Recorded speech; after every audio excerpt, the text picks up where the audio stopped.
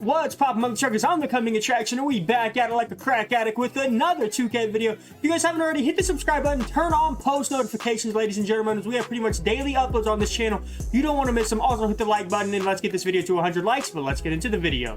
If you're looking to buy a stacked NBA 2K account with max badges and more, visit sportstmb.com. He has been in the community for years and has hundreds of reviews. Click the first link in the description to get your account today.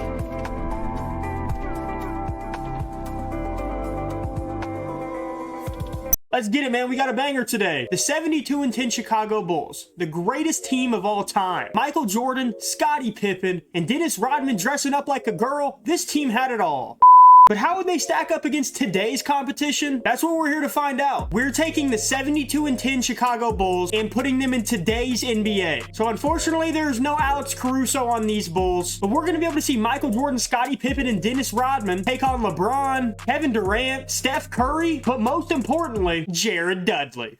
Interestingly enough, this Chicago Bulls team comes in at second in the power rankings behind LeBron and the Los Angeles Lakers. This is a tough Eastern Conference though, man. They're gonna have to go up against Joel Embiid, Giannis Antetokounmpo, dynamic guards like Trae Young, LaMelo Ball. No one in practice can guard me, so it's really nothing. We can put the camera on him too. Can't guard me. Don't get me wrong, this Bulls team is stacked, but something that they're missing that could cause real problems is a true big man. For instance, Luke Longley is their center. He's only a 75 overall. To give that some context, he's going to have to guard guys like Joel Embiid, who's a 95 overall, and Giannis Antetokounmpo, who's a 96 overall. They will be able to keep up in today's three-point shooting NBA, though, as they have guys like Tony Kukoc, Ron Harper, Steve Kerr, who's the coach of the Warriors. I don't know how he's going to fly back and forth from San Francisco to Chicago every night, but hey, we'll find out. Anyways, though, let me know down in the comments section below who you guys think is going to win the championship. Is it going to be the Bulls? Do you think Michael Jordan's going to win MVP? Let me know. All right, so I'm looking at the schedule. The Bulls are going to be taking on the Nets, the Warriors, and then the Lakers pretty early in the season. I want to see how this team does against guys like KD, Steph, and LeBron, so we're going to check out those individual game stats. All right, so against the Brooklyn Nets, they did end up losing, actually. Michael Jordan had 39 points, 5 rebounds, 4 assists on 17 for 25 shooting. That's completely unbelievable. But Kevin Durant was just too much, so he had 25 points, 5 rebounds. Kyrie Irving had 20 points, and James Harden had a triple-double of 17 points, 11 rebounds, and 11 assists. That is just too much firepower, man. They got 3 Hall of Famers on that team, 3 perennial MVP candidates, really. So they lose that one. Let's go ahead and see what happens in this Golden State game, and they win that one 116-100. Apparently, Scottie Pippen and Dennis Rodman got injured, which is kind of annoying. I went ahead and turned the injuries off, though, because we don't want to have to deal with that the rest of the simulation. But they were injured for this game, but it doesn't matter, though, as Michael Jordan dropped 47 points, 8 rebounds, and 7 assists on 18 for 27 shooting. And Steve Kerr, against the team that his future self was coaching, went off, too. 15 points on 3 for 6 from threes. If this Bulls team is going to be successful in today's NBA, they're going to have him consistently making three-pointers. They lost to the Nets, beat the Warriors. Now we're going to see what happens against the Lakers. We're going to simulate through this game. And the Bulls barely beat the Lakers 110-109 in a barn burner. Michael Jordan had 36 points, 6 rebounds, 5 assists, 5 steals, 2 blocks on over 50% shooting. Dennis Rodman down here with the most Dennis Rodman stat line ever. 3 points, 21 rebounds, 1 for 7 shooting. Holy moly. I'm going to assume that he guarded LeBron, so let's see what LeBron ended up with. 22 points, 4 rebounds, 8 assists, but only 6 for 16 shooting. That's quite interesting. Anthony Davis dominated, though, 23 points, 14 rebounds. So they lost to Kevin Durant and the Nets, beat Steph Curry and the Warriors, and then beat LeBron and the Lakers. That's interesting. I'm going to go ahead and simulate to the All-Star break, though, and then we'll catch up from there. Boom. So we're at the All-Star break, and this could not work out more perfectly. LeBron is the All-Star captain for one team. Michael Jordan's the All-Star captain for the other team. So this is going to be a hell of an All-Star game. So we just simulated the All-Star draft, and Michael Jordan actually selected Steph Curry with his first pick. That's pretty interesting. That'd be a crazy dynamic duo. Then you got LeBron actually picking Scottie Pippen, who people say was LeBron James before LeBron James. The three-point contest consists of Steph Curry, Trae Young, James Harden, Klay Thompson, CJ McCollum, and Kevin Durant. So no one from the 95-96 Bulls made it. I didn't know if Kukoc or Kerr maybe would make it in there. I really could watch Curry stroke it all day, man. I could watch all these men stroke it if I'm being real. Klay Thompson ends up winning the three-point contest, though. No Michael Jordan in the dunk contest. But LeBron James in the Western Conference actually ends up winning the All-Star game. Let's see what LeBron had. LeBron had 10 points, 4 rebounds, 4 assists. Now let's go compare that to Michael Jordan, and Michael Jordan had 10 points, 0 rebounds, 4 assists. So I guess you could say that LeBron James actually ended up winning the All-Star battle. He won the game and had better stats. At this point in the season, though, the Boston Celtics are actually first in the power rankings, and the Chicago Bulls are second. Right behind them is the Los Angeles Lakers. The Bulls are also second in in the East behind the Boston Celtics, so Jason Tatum and Jaylen Brown don't give a fuck about Michael Jordan and Scottie Pippen. Oh my god, the New Orleans Pelicans are second in the West, because that would really happen in real life, wouldn't it, 2K? Let's go ahead and simulate to the end of the season, though, and catch up with the awards, and then obviously the playoffs. All right, so this is interesting. Nikola Jokic ends up winning NBA MVP with 26 points, 15 rebounds, 9 assists on the season, almost averaged damn near a triple-double. Cade Cunningham wins Rookie of the Year. Sixth Man of the Year goes to Andre Drummond. Defensive Player, Giannis Antetokounmpo. Didn't know if maybe Michael Jordan or Scottie Pippen or Dennis Rodman even might win Defensive Player of the Year. They're known for their defense. Taking a look at the All-NBA teams, though, you got Luka Doncic, Michael Jordan, obviously, Giannis Antetokounmpo, LeBron James, Nikola Jokic. All-NBA's second team, you got James Harden, Bradley Beal, Domantas Sabonis, Jimmy Butler, and Joel Embiid. Then the third team, you got Trae Young, Donovan Mitchell, Zion Williamson, and Scottie Pippen does make an All-NBA team on All-NBA third team, and Anthony Davis. All defensive first team, you got Michael Jordan and Scottie Pippen on this list. That's big time. Now what we all want to see, though, the stats. And holy shiznit, Michael Jordan averaged 32 points a game, 5.9 rebounds, 5 assists on 59% shooting, almost 60% shooting from the field. That Scottie Pippen averaging a great stat line, 22 points a game, 7 rebounds, 7 assists, and he shot 51% from the field. That's totally legit. Tony Kukoc and Steve Kerr doing their jobs, putting in, you know, points here and there. You got Luke Longley doing his thing. Yeah, yada, yada, yada. Here we are. Dennis Rodman averaged 5 points per game, 16 rebounds, and 4.6 assists. Dennis Rodman was really Draymond Green before Draymond Green, who, by the way, is on the Sacramento Kings now. Taking a look at the entire league now, though, Michael Jordan did end up leading the league in scoring at 32.8 points a game. Let's see who led the league in rebounding. Nice. You got Dennis Rodman leading the league in rebounding at 16.6 assists. You got Nikola Jokic steals.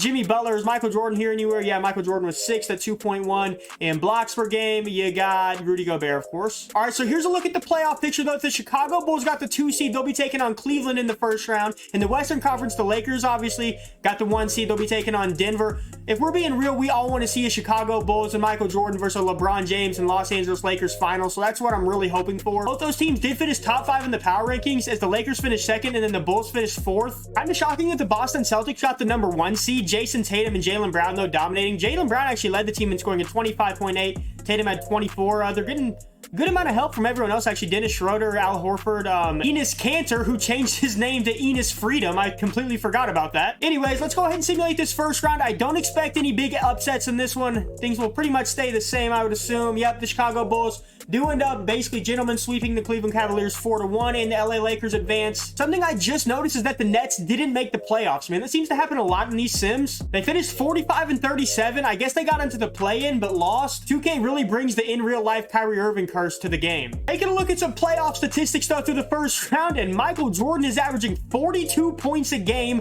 on, what's his field goal percentage? Let's see, 61% from the field. Yeah, he's the GOAT. That's really just unbelievable. Who's leading the league in rebounding in the playoffs? You got Dennis Rodman, of course. Okay, I'm assuming. Okay, LeBron's leading the league in assists. This is also nuts. Michael Jordan is, what, 6th in the league in blocks per game in the playoffs? Dude, he's taking his game on offense and defense up to a completely new level that we're in the playoffs. The Chicago Bulls and MJ are going to be taking on the Miami Heat and Jimmy Butler in this round, though. Jimmy Butler's a great wing defender, but I doubt he's going to be able to do anything with MJ, man. Who knows, though? Then you got the Lakers taking on the Kings. Golden State advancing to the conference semifinals. I'd really like to see Michael Jordan against Steph Curry in the finals too as well. So as long as we get LA or Golden State in the finals, as well as obviously Chicago, I'll be happy. Let's simulate this round, though, and see what happens. And ooh, Chicago wins in 6 games right there. The series are getting closer. Golden State loses to Portland, so you're going to have LA versus Portland in the Western Conference Finals. Then the Eastern Conference, you're going to have Giannis and the Milwaukee Bucks versus Chicago and Michael Jordan. Yeah, and in the closeout game for the Bulls, Michael Jordan once again just imposing as well. 36.6 rebounds, 4 assists on 17 for 25 shooting. You got Scottie Pippen actually playing more of a point forward role. Again, he was kind of like LeBron before LeBron. 19 points, 13 assists. That's very formidable. And then let's see, you got Steve Kerr. He went 5 for 5 from the 3-point line. I'm telling you, Steve Kerr is a bigger role in this team than you guys think, especially in today's NBA, man. He stretches the floor. He's something that these teams back in the day didn't have. Dennis Rodman once again with a beautiful performance of only 8 points and 21 rebounds. Let's go check out LeBron's playoff statistics and see how he's doing, though. And he's doing great. A 37-year-old LeBron averaging 25.7 rebounds and 10 assists in the playoffs, dude. He wants that matchup with Michael Jordan. He didn't get get the finals matchup with Kobe, but we're giving him a chance to get one with MJ here. And Scottie Pippen is going to have his hands full guarding Giannis Antetokounmpo, who in the playoffs is averaging 33 points and 13 rebounds, averaging, 56% from the field. Dude, I know Scottie Pippen's one of the greatest defenders of all time, but Giannis is a different beast, man. Michael Jordan's going to have the tough task of guarding Chris Middleton. I don't think that's going to be a problem at all, though. Most importantly,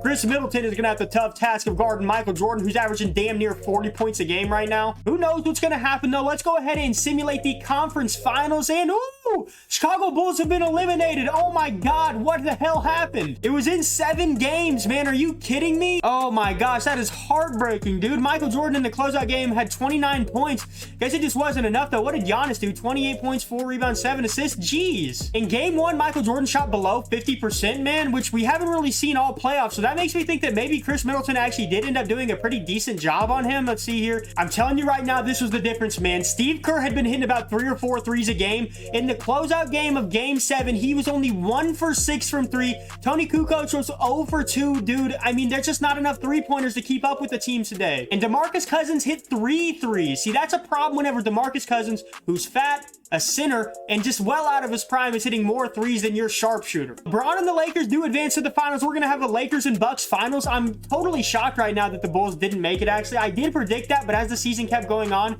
I just didn't think that that was actually going to happen. Here we go. The Lakers win game 1, though. Bucks win game 2. Lakers win game 3, Lakers win game 4, and the Lakers win game 5. And in the season that you think would be about Michael Jordan, it actually ended up about being LeBron James, who wins finals MVP, averaging 21 points a game, 10 rebounds, and 7.8 assists. But hey, I guess it just goes to show that basketball back in the day maybe isn't quite as good as we think. Maybe basketball today is better. I don't know. Let me know what you guys think down in the comments below. But I just want to say thank you so much for the support on the channel. Really means the absolute world to me. This shocked me. If it shocked you, leave a like. Go chase your dreams today. If your dreams won't let you in through the door, climb in through the fucking window. You got one life to live. Live it to the fullest, ladies and gentlemen. But I just want to say thank you so much for the support on the channel. Thank you so much for stopping by, and I'm becoming attraction.